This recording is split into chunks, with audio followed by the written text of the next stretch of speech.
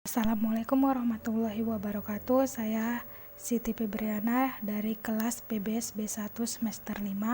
Saya ingin mempresentasikan hasil resum jurnal yang berjudul Keuangan Internasional dan Biaya Pembangunan oleh Yusuf Anwar. Baiklah, kita akan memasuki materi awal, yaitu tentang keuangan internasional.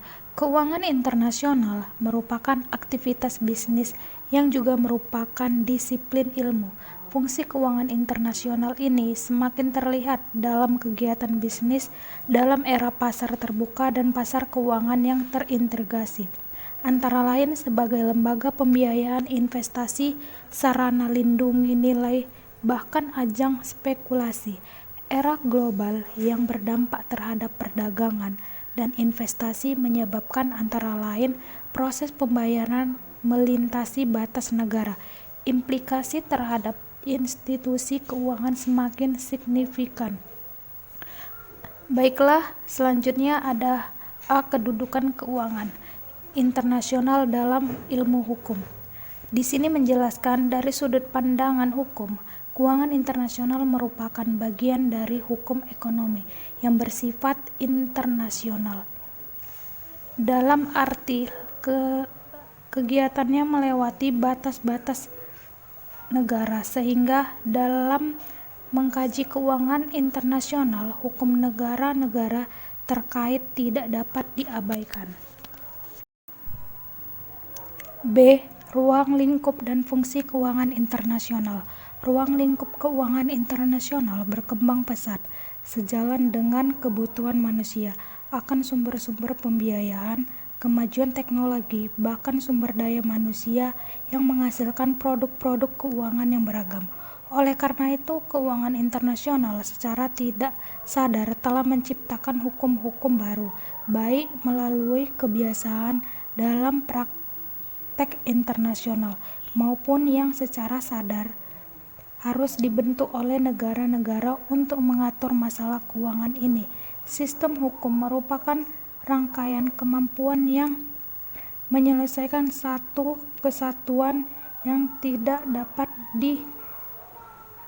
dipisahkan satu dengan lainnya, sehingga hukum tersebut dapat berlaku dengan baik.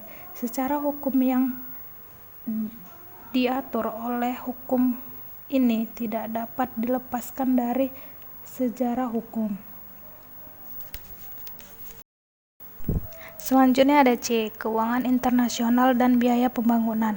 Faktor utama bagi terlaksananya mekanisme tersebut adalah adanya iklim yang menunjang yang tercipta baik melalui kebijakan moneter, kebijakan fiskal, hukum, serta faktor lainnya. Hal-hal itulah yang memberikan kepercayaan kepada para pemodal baik asing maupun domestik, baik institusional maupun individual. Adanya stabilitas merupakan faktor yang dominan, baik pertumbuhan dalam hubungan ini patut dicatat adanya debt management policy dan pemerintah Republik Indonesia yang cukup prudent, yakni 1. Hanya meminjam apabila benar-benar diperlukan. 2. Sepanjang mungkin jatuh temponya. 3. Selunak atau semurah mungkin tingkat suku bunganya. 4. Tidak adanya ikatan politik apapun. Pembiayaan pembangunan Indonesia pada dasarnya dilakukan melalui berbagai sumber, yakni 1. Sumber CGI. Forum ini mempunyai 30 anggota, baik anggota bilateral maupun multilateral, bertemu setiap tahun guna merumuskan tingkat bantuan pada anggota kepada Indonesia di bawah koordinasi Bank Dunia. Selain bantuan berbentuk pinjaman, ada pula yang berbentuk hibah. Hibah umumnya diberikan kepada bentuk bantuan teknis guna peningkatan kapasitas, baik sektoral maupun regional. 2. Sumber non-CGI, baik secara bilateral maupun multilateral. 3. Sumber dana komunal, diperoleh dari berbagai bank komersil dari seluruh dunia dalam bentuk A. Pinjaman sindikasi, yakni apabila jumlah krediturnya banyak atau jumlah pinjaman relatif besar sehingga sulit untuk dia koordinasi oleh satu atau beberapa bank saja. B. Pinjaman jumbo, disebut demikian apabila jumlah pinjaman relatif besar. C. Pinjaman siaga, uang pinjaman tidak segera ditarik, akan tetapi dimanfaatkan untuk berjaga-jaga. D. Obligasi. Langkanya sumber dana dalam negeri menyebabkan sedikitnya tabungan dalam negeri yang dapat dimanfaatkan untuk investasi. Pinjaman luar negeri masih diperlukan menjadi momentum pembangunan.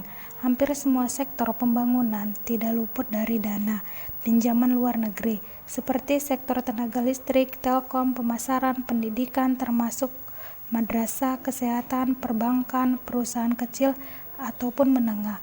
Pinjaman pada dasarnya merupakan kegiatan investasi, di mana pada masa yang akan datang, hasil balik investasi dari ini akan dapat dinikmati seluruh lapisan masyarakat. Sekianlah hasil presentasi yang saya sampaikan, semoga bermanfaat. Apabila ada kesalahan dan kekurangan, saya mohon maaf. Wabillahi taufiq walhidayah. Wassalamualaikum warahmatullahi wabarakatuh.